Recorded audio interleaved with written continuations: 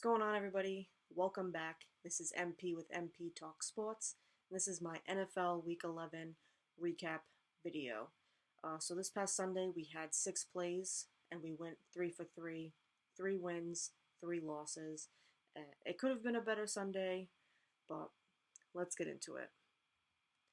The first game we have is the Los Angeles Rams at the New England Patriots. And my bet on this game was the under at 43 points. But the final score total was 50.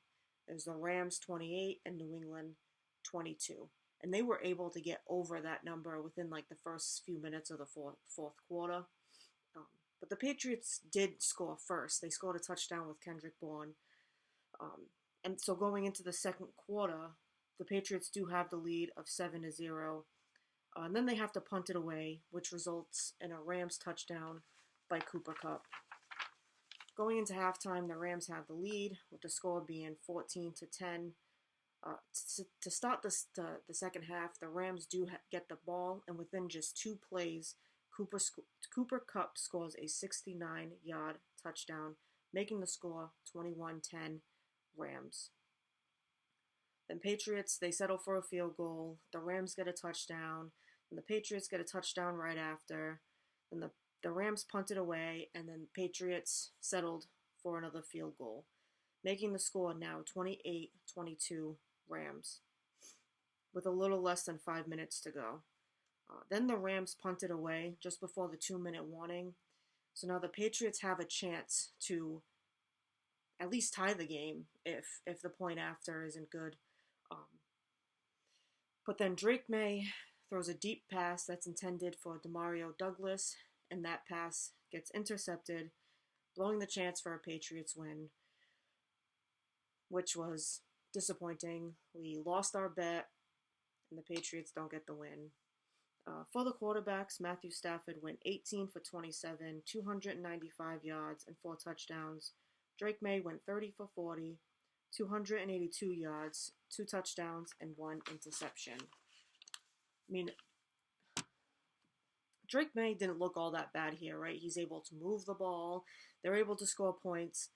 Obviously, it would have been great had he not thrown that interception in a critical moment in the game. But that happens to all the best quarterbacks, just like we'll be talking about later. And the Patriots couldn't get the win. Next game, we have the Baltimore Ravens at the Pittsburgh Steelers. We did not get this one. My bet on this game was the Baltimore Ravens minus 3.5 points, and the final score was Baltimore 16, Pittsburgh 18. So Baltimore didn't even get the win. Justin Tucker missed 2 field goals in this game, one from 47 yards and one from 50 yards, which is super unusual for him. This was another game where had field goals just been made, just like on Thursday night, had field goals just been made, things would have been different. But he missed those 2 field goals, and I mean, I don't know what it is lately. I feel like everybody is missing field goals. I don't know what's going on, but I'll tell you who isn't missing any field goals is Chris Boswell on Pittsburgh. He attempted 6 field goals and made all 6 of them. Pittsburgh didn't even score a touchdown in this game, and they won it. Baltimore did not look good. They turned the ball over 3 times in this game. They had 2 fumbles and 1 interception. I mean, Baltimore's first possession on the second play, Derrick Henry fumbles the ball, and it's recovered by Pittsburgh, which results in Pittsburgh scoring first with a field goal. With 1 minute and 6 seconds left in the fourth, Baltimore does score a touchdown with Zay Flowers, so making the score 16-18 Pittsburgh. So obviously Baltimore needs to go for that 2-point conversion, and I don't know what happened, but Lamar's pass is incomplete as he just like throws it up in desperation to see if something could happen, but it's incomplete, leaving Pittsburgh with the win.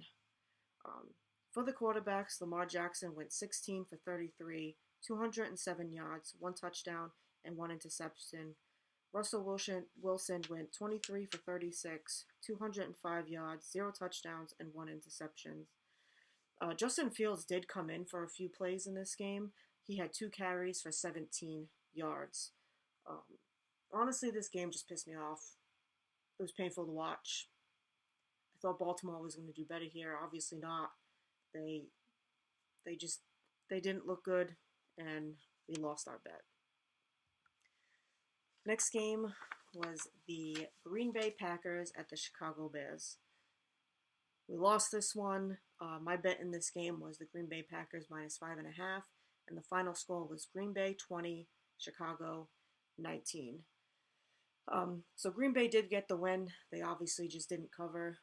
And Green Bay did put up the points first with a Jaden Reed touchdown, and then Chicago puts up their first points with a field goal. Jordan Love threw an interception in the second quarter, resulting in a Chicago touchdown, making the score 7-10 Chicago going into halftime. Towards the end of the fourth quarter, Jordan Love scores that 1-yard touchdown, giving Green Bay the lead. The score is now 20-19, Green Bay. Chicago comes in and they have to settle for a 46-yard field goal, and that field goal is blocked, giving the Packers the win of 20-19. Honestly, I did not expect this game to be this close. I really thought that Green Bay was gonna cover with flying colors. Obviously not. For the quarterbacks, Jordan Love went 13 for 17, 261 yards and 1 touchdown and 1 interception. Caleb Williams went 23 for 31, 231 yards and 0 touchdowns. Next game was the Jacksonville Jaguars at the Detroit Lions, and we got this one. My bet in this one was the Detroit Lions -13.5 points, and the final score was Jacksonville 6 and Detroit 52. What an insane game this was. Detroit racked up that score. Jacksonville did score first, though. They got a 59-yard field goal, and Detroit scored a touchdown on 7 straight possessions. And on the 8th possession, they settled for a 54-yard field goal. Everybody scored a touchdown in this game, basically. David Montgomery had 2 touchdowns. Jamal Gibbs had a touchdown. Amon-Ra St. Brown had 2 touchdowns. Jameson Williams scored a touchdown. And Brock Wright scored a touchdown. For the quarterbacks, surprisingly, Mac Jones didn't do good here. He went 17 for 29, 138 yards, 0 touchdowns, and 1 interception. Jared Goff went 24 for 29, 412 yards, and 4 touchdowns. Hendon Hooker did come in to finish off the game for Detroit, and he went 3 for 4 and for 37 yards. Next game, the Minnesota Vikings at the Tennessee Titans. And we got this one. I had Minnesota Vikings -6, and the final score was Minnesota 23, Tennessee 13. Minnesota's first possession, Sam Darnold fumbled, and it was recovered by Tennessee, which resulted in a Tennessee field goal. Minnesota was able to come back with a Jordan Addison 47-yard touchdown, and Minnesota was able to get the lead and keep the lead for the rest of the game. The score was 16-3 Minnesota going into halftime. Then in the third quarter, Will Levis threw a 98-yard touchdown pass to Westbrook Akine to make the score 16-10 Minnesota. But then Minnesota answers right away with a Cam Akers touchdown, making the score 23-10 for Minnesota. Will Levis then threw an interception inside the 2-minute warning in the fourth, sealing the win for Minnesota. For the quarterback, Sam Darnold went 20 for 32, 246 yards, and 2 touchdowns. Will Levis went 17 for 31, 295 yards, 1 touchdown, and 1 interception. Next game was the Kansas City Chiefs at the Buffalo Bills. To me, this was the game of the day. So exciting to watch. And we got this one. My bet in this game was the Buffalo Bills -2, and the final score was Kansas City 21, Buffalo 30.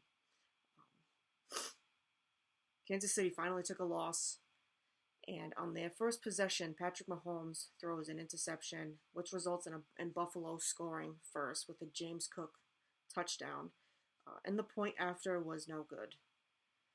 In the second quarter, Josh Allen threw an interception, which resulted in a Kansas City touchdown to Noah Gray, giving Kansas City the lead 14-13. Buffalo was able to get a 33-yard field goal, making the score 14-16 Buffalo going into halftime. Most of the third quarter, both of these teams went back and forth on punts. And then in the beginning of the fourth quarter, Buffalo scores a touchdown, making the score 14-23 Buffalo. Kansas City then answers with another Noah Gray touchdown, and now the score is 21-23 Buffalo. Josh Allen then comes back and he scrambles for that 26-yard touchdown, and that was amazing to watch. I mean, no one could bring him down, and he was able to stumble into the end zone for a touchdown. So that leaves 2 minutes and 17 seconds on the clock. And history says that that's way too much time to leave for Patrick Mahomes.